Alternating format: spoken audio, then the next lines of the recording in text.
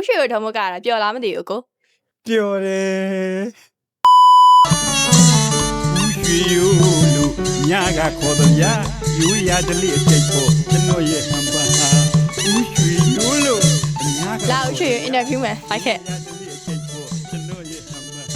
ဒီနေ့ဥရှိရဝတ်ထားတဲ့အစိုးလေးရဲ့အညီလေးရဲ့တစ်ချက်မိတ်ဆက်ပေးပါဦး ကျွန်တော်ဝတ်ထားတာကဒါလေးကတော့လုံကြီး Village ရဲ့ဂျင်းချီပေါင်းသားဖြစ်ပါတယ်ဒါလေးကတော့အင်ဒိုချီသားတိုက်ပုံလေးဖြစ်ပါတယ်ဒါလေးကတော့မင်္ဂလာမောင်နှံမစိုးလေးပဲဖြစ်ပါတယ်ခင်ဗျာ ဥရှိရတော်မကတာပျော်လားမသိဘူးကို ပျော်တယ် ဒါဆိုရင်ရွှေရတော်မို့ပေါ့နော်ဘယ်နှခါလောက်ကလေရလဲမသိဘူးကို ဆဲက အဲ့ဒါဆိုရင် trade အများကြီးထွက်နေပြီပေါ့နော်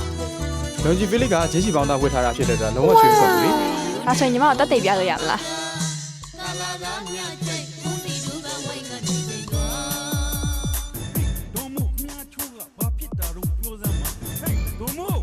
အခုလိုရာသီဥတုပို့လဲချွေးမကွက်တဲ့ရှက်အင်ဂျီလေးတွေကိုလိုချင်နေဆိုရင်တော့လုံကြီး Village ရဲ့ D-Fiber ဖုန်းနံပါတ်လေးမှာဆက်သွယ်ဆောင်စမ်းမိမြနိုင်ပါတယ်ခင်ဗျာ Longyi Village House of Traditional Paso.